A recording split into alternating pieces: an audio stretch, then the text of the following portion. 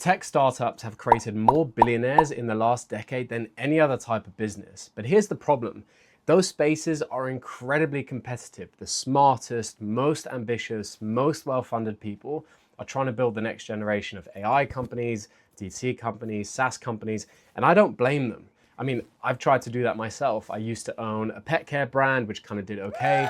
I owned an HR tech SaaS, which did terribly, but nothing ever really took off for me in this space. So last year, I decided to try and do something entirely different. Let me show you. So this is my company, Wentworth Protection. We supply and install home security systems. And literally when I told people last year that I was starting this company, a couple of folks actually laughed. They thought I was joking. But then something really crazy happened. In our first year with less than £100 invested, we did 6 figures in revenue at 50% gross margins, all while still working my 9 to 5 in tech. Just last week, I quit my job to spend even more time working on this company.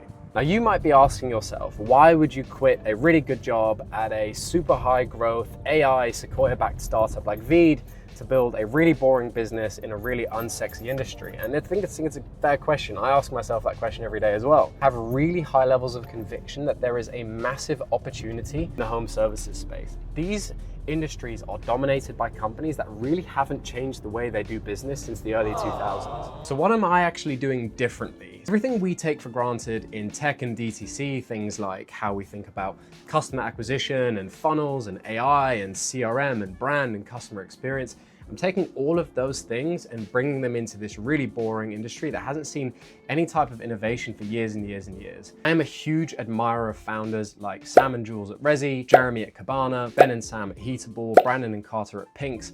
These founders that are doing exactly this. They're looking at boring industries and just completely changing the way it's done. What I'm going to do is I'm going to start documenting the journey as we grow to 1 million and then hopefully to 10 million and beyond.